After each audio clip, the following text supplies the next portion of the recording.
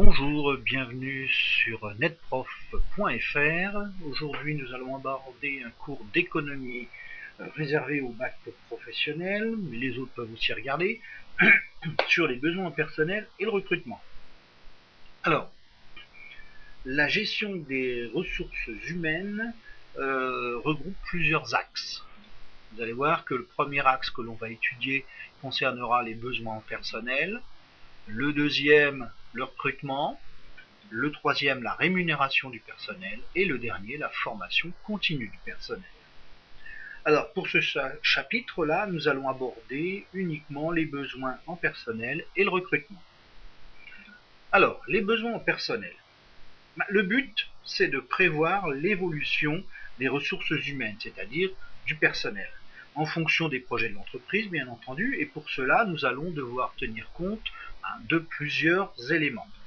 Le premier élément, c'est que l'entreprise doit tenir compte de sa pyramide des âges, c'est-à-dire quels seront les départs en retraite d'ici un certain temps et les futures embauches prévues. Deuxième axe important à maîtriser, c'est la situation économique de l'entreprise et des marchés.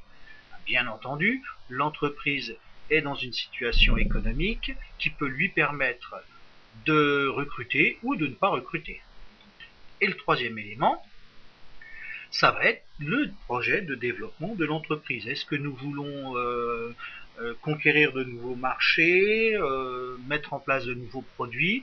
Donc quel personnel va-t-il nous falloir? Donc tous ces éléments, l'entreprise doit bien les avoir en tête pour pouvoir mettre en place sa politique de recrutement. Alors, bien entendu, cela va donc entraîner ce qu'on appelle des ajustements. Et là, c'est très simple. D'un côté, on va avoir la possibilité d'être en sureffectif. Donc, si l'entreprise est en sureffectif par rapport à son projet ou par rapport à la situation économique, on va aller vers ce qu'on appelle des licenciements ou alors des mutations. Si l'entreprise est en sous-effectif par rapport à ses besoins, ses études, ses conquêtes de marché prévues, ses nouveaux produits, l'entreprise va devoir recruter. Alors, bien entendu, on pourra aussi avoir ce qu'on appelle les ajustements qualitatifs.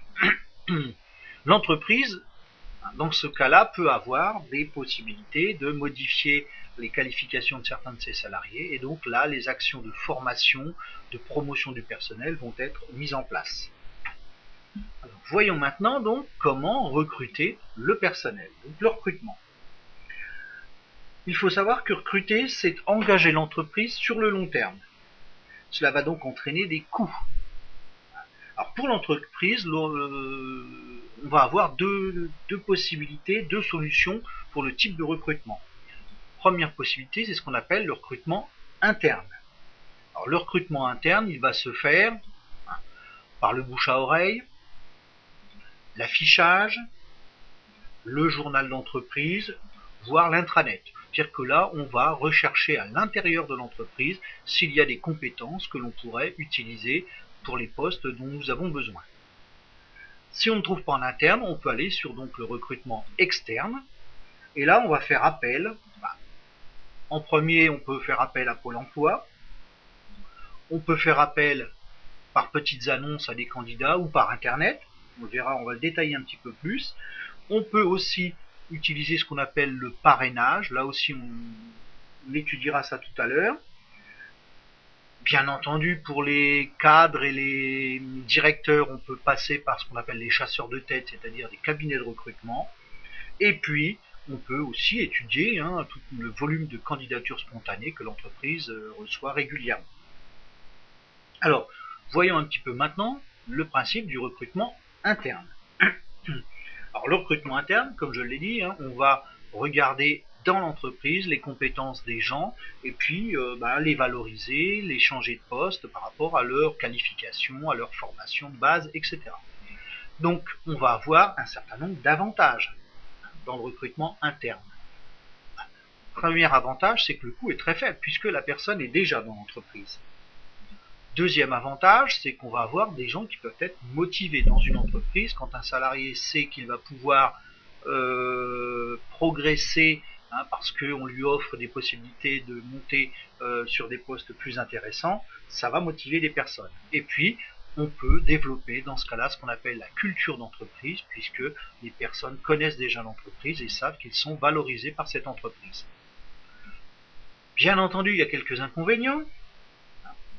C'est que le choix va être vite limité à nos salariés, puisque là on recrute sur notre potentiel de salariés interne à l'entreprise.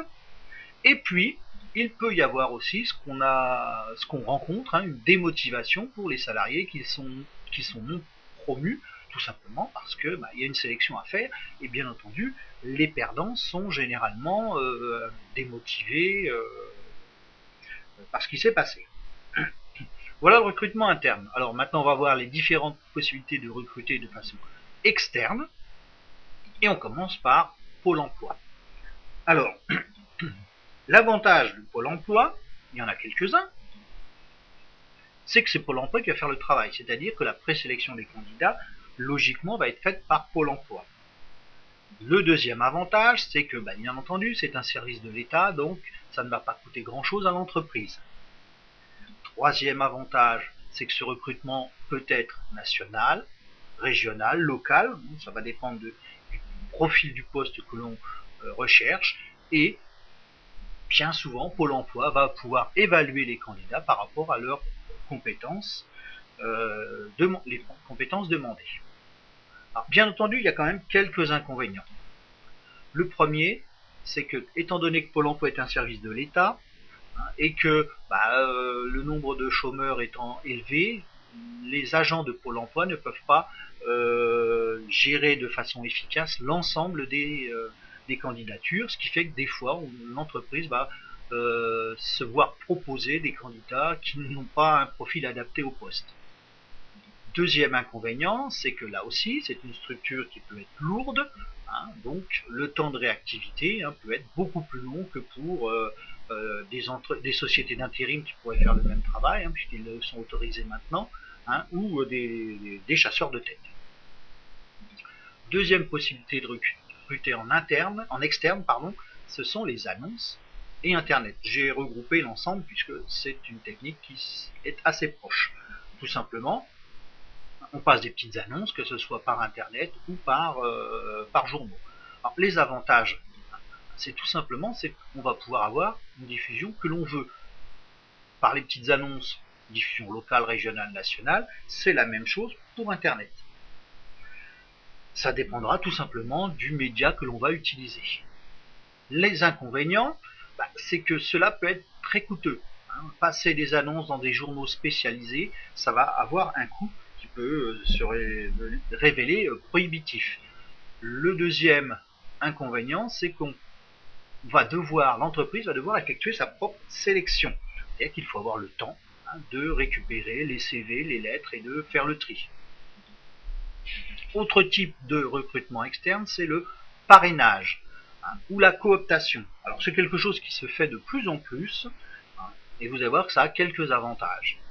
L'avantage, bien entendu, c'est que le coût est très faible, tout simplement parce qu'on demande à nos salariés ou à nos connaissances d'essayer de trouver la personne la mieux adaptée au poste que nous recherchons. Alors, ça peut être des amis de cette personne, ça peut être les enfants, etc. Bien entendu, dans ce cas-là, l'autre avantage, c'est que les candidats vont être connus, soit directement, soit indirectement, et ce qui peut amener une certaine confiance.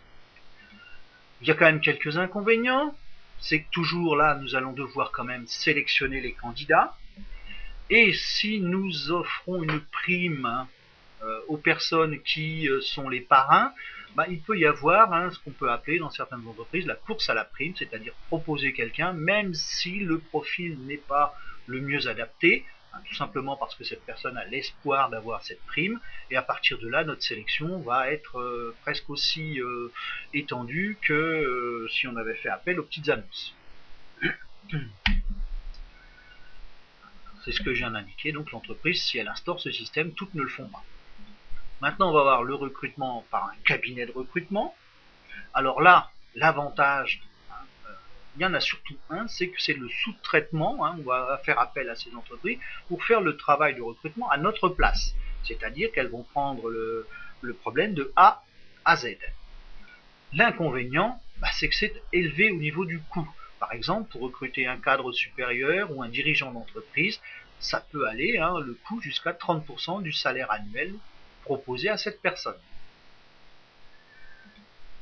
Alors voyons maintenant ce que j'appelle ou ce qu'on appelle les nouvelles techniques de recrutement. Alors, les réseaux sociaux professionnels. J'en ai indiqué un, Viadeo, qui est un réseau social professionnel performant, mais on se rend compte que de plus en plus, les entreprises maintenant ont leur page sur Facebook, sur Twitter, etc. Donc là, ça peut être aussi une façon de recruter les gens par ces intermédiaires de nouvelles technologies. La deuxième possibilité, c'est ce qu'on appelle le job dating.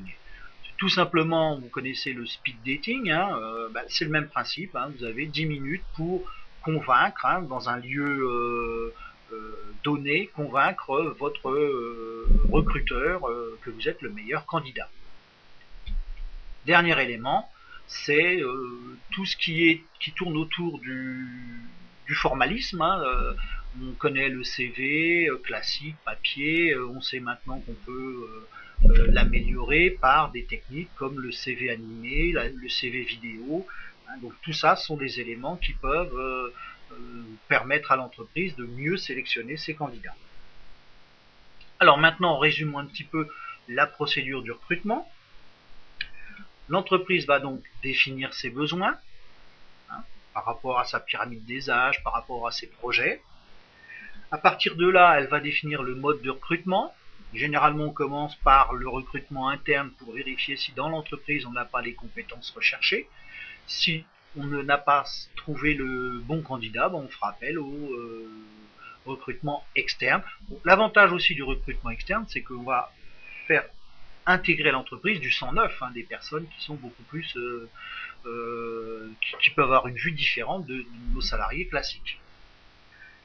Bien entendu, à partir de là, il va falloir sélectionner nos candidats, analyser les CV, les lettres de motivation.